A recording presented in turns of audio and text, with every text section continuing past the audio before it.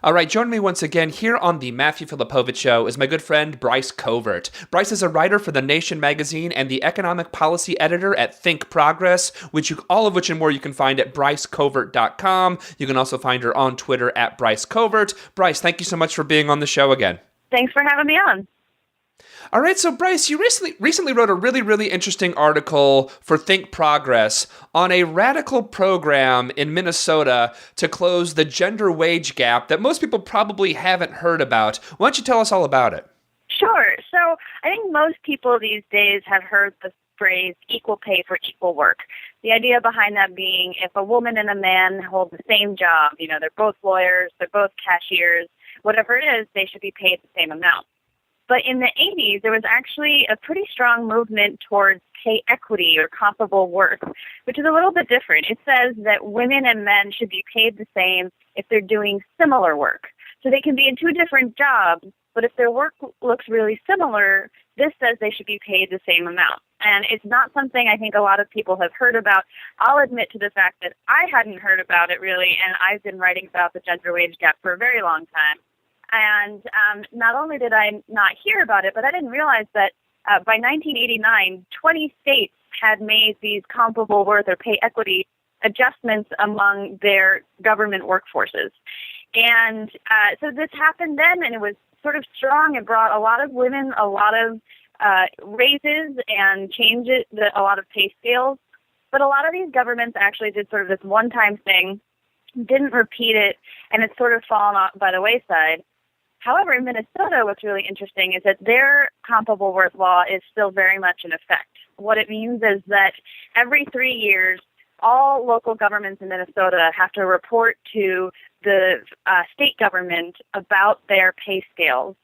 They run all of their jobs through this system that determines them by points, based on your responsibility level, based on, what tasks you're doing during the day, things like that, and looks at the points, and jobs with similar points means that they're doing similar work and should have similar pay.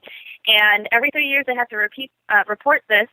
Every 3 years, basically, there are some jurisdictions that are out of compliance. About a third to a quarter aren't paying women quite the same amount for similar work. They have to adjust it, but then by the end of that year, everybody's back in compliance. And so not only does this mean that women get a boost in their wages pretty directly, and you're just giving people more money for doing the work they should be doing, valued at the right sort of valuation, but it also means that women themselves aren't on the hook to make these changes. Just every 3 years, as a regular thing, these governments have to take it upon themselves to fix this, and the women themselves don't have to lift a finger. So I think it's pretty simple. The people who are running it, I spoke to them in Minnesota. They said it's really manageable. They've really gotten the success rate up, but I think it has these really radical implications for the gender wage gap. Yeah, it's pretty, and again, the genius is in kind of the design that it's ongoing. Because like you said, there was a lot of places did this once. A state did this once 20 some years ago, and they're like, okay, they wipe their hands, gender wage problem is done, everything's fine now. But the fact is, over time, it actually the problem creeps in again, and actually having something in place that actually sees this and sees this as an ongoing thing that needs to be monitored and watched is actually what's pretty phenomenal about this. Exactly. And Minnesota actually found this out itself. At one point, the state legislature decided to give state governments a little bit of an extra reprieve. And instead of reporting every 3 years, there was one cycle where they waited 5 years. And what they found was when they then had to report 5 years later, there were even more places that had their pay out of whack, that had to come into compliance. The gaps were bigger. So even within its own experience, it's found that if you're not doing this regularly, that bias just sort of creeps back in. I mean, this is bias that we all carry with us. It's, sort of a systemic sexism that tends to value the work women do lower than the work that men do. And it creeps back in. You probably aren't planning to do it, but it just comes back. And the reason that the system works so well in Minnesota is that it's regular. And what's also interesting too, a lot of our solutions right now for equal pay really do focus on individual women. If you think about, the Lilly Ledbetter Act, that was about giving women more time to bring lawsuits. Or Obama's recent executive orders are increasing wage transparency. That's meant to give women more information so that they can bring lawsuits. All good things. But bringing a lawsuit is really a risky enterprise. It can be expensive. You put your career at risk and your reputation at risk. A lot of these cases are not actually being won, so you may not even get anything for it. So Minnesota's system sort of takes that burden off and says, we're just going to do this every 3 years and make sure things are equal.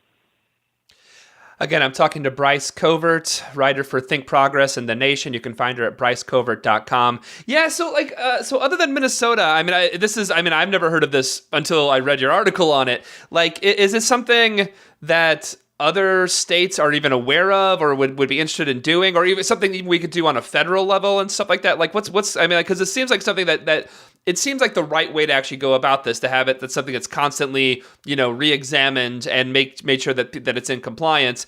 Is there any type of talk of actually trying to make this something go wider than just Minnesota? There is. I mean, there are some states, well, what's unfortunate, I should say, is that there may be states other than Minnesota that are doing this, but this issue has fallen off the radar so much that the organization that used to track it doesn't anymore because it doesn't have any funding. So that sort of, I think, illustrates how little attention this gets now. There are states that have thought about it. Every year, basically, there's a group of people in New York State, for example, that introduces a bill like this, and it gets passed in the New York Assembly, and then it gets stuck in the Senate. So, I think it's become more politically fraught. Like when Minnesota's was passed, it was bipartisan. And even today, It's probably not bipartisan there anymore. Senator Harkin in the federal Senate introduces the Fair Pay Act basically every year, and that is a comparable worth bill. That would make equal pay for similar work a federal idea, but that bill has had very limited political prospects, has really never gone anywhere. But if we want to look to a government that is doing this a little bit more widespread, we just have to look north. In Canada, their Human Rights Act has language around comparable worth, and they've actually instituted a comparable worth law, although it hasn't been put into place, so it's a little unclear if that's going to go into law. But a handful of territories there have taken it upon themselves to do pay equity for public employees, and Ontario and Quebec actually extend it into the private sector. Everything in the state so far has basically just been for, government workers in state and local governments. But these two places say that private businesses with at least 10 employees need to go through these reviews and make sure that pay is equal for similar work. And Ontario's law, for example, has increased pay for thousands of women. So, it seems like it's been pretty effective up there, and Canada has a pretty strong economy. I wouldn't say that this idea has been sort of dragging their growth down and harming businesses. And, so I think that they're sort of proving it can be done. It's whether the U.S. can ever take it up as a politically viable option.